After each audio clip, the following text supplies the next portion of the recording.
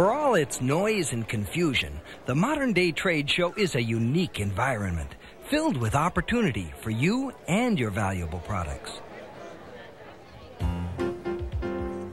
Consider that the average sales call in the field costs about $300 and that it takes 4 to 6 calls over a period of 6 months to close the sale.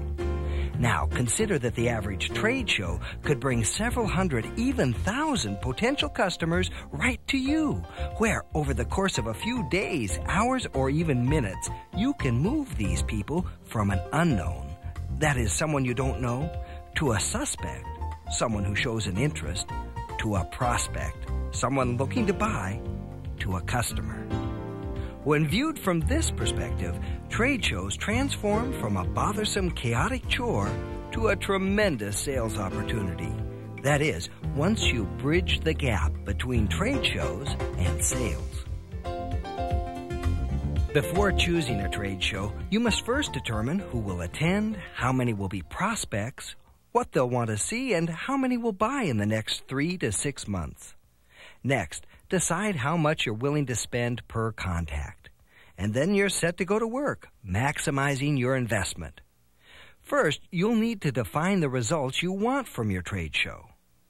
Trade shows are an excellent opportunity for introducing new products, demonstrating live products, generating quality sales leads, analyzing the competition, and training people. Be sure you are aware of these and the many other opportunities the trade show presents. Where else does the customer call on the salesperson? Where else can you present real products instead of relying solely on sales literature? Where else can you have the design engineer and president by your side supporting your sales presentation? Where else can you control the environment for optimum effect? Where else is the competition right next door challenging you to be at your best? Where else can you find customers with time to spend, willing and able to consider your product's merits? And where else can you find a well-defined live marketplace assembled under one roof? A place where 6 months of valuable contacts can be made in just a few days, only at a trade show. That being the case, the next step is to define your goals. The major objective, of course, is to present, demonstrate, and sell products. Towards that end, you need to sell the benefits of the product, the company, and its people, taking care to present yourself as the most professional, successful, and dependable exhibitor on the show floor. You need to sell features of the product, the company, and its people in a way that challenges the competition and wins the favor of prospects. And you need to generate quality leads. Most attendees aren't able to place an order on the show floor, but by asking questions, demonstrating the product, and leading to a general close, you can generate a hot lead. And whether hot, warm, or cold, record each prospect's interest and telephone number on a lead card. The next phase of pre-show preparation deals with communications. Assuming that your target audience is only about 10% of the total attendance, how do you attract that group, and that group only? Through excellent graphic and verbal communications. Your exhibit should graphically communicate who you are, what you're presenting, product features and benefits, where the product's located, and who to talk to, all clearly visible from the aisle. Once a visitor shows a clear sign of interest, it's time for the salesperson to go to work with the spoken portion of the presentation. Begin with a firm handshake and an open-ended question, such as, "Good afternoon, I'm Harry Handsome from DDI. How may I help you?"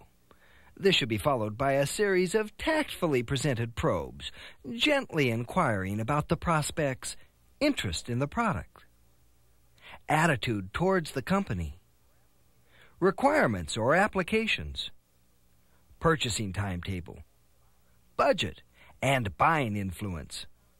Armed with this newfound information, you can then begin your product presentation, carefully matching features and benefits to the prospect's needs.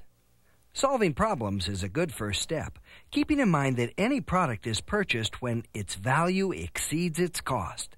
And remember, value is determined by benefits, and benefits are supported by features. Also, remember to use the technical support there with you in the exhibit. This could easily sway a decision in your favor. Supporting favorable remarks made by the prospect is always a good idea, as any salesperson will tell you. Handling the product with care and value will only increase its worth in the prospect's eyes.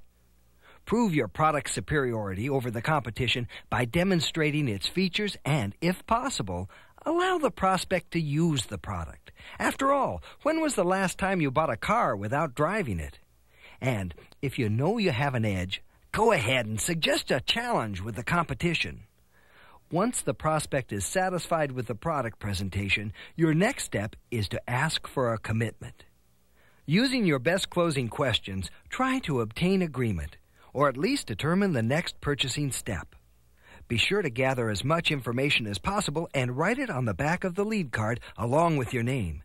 This will enable the local salesperson to pick up where you left off and bring the sale to a close. And if you install a telephone in the booth, you can even call the local salesperson and set up a meeting time while the prospect is there with you. Consider the impression that will make. The trade show environment can and will produce sales results for those who wish to maximize the opportunities available to them. By defining show objectives in terms of prospects expected, creating an exhibit that communicates, training and motivating your salespeople, thinking sales, not inquiries, and communicating the potential to everyone involved, you'll achieve the maximum benefit from this tremendous opportunity.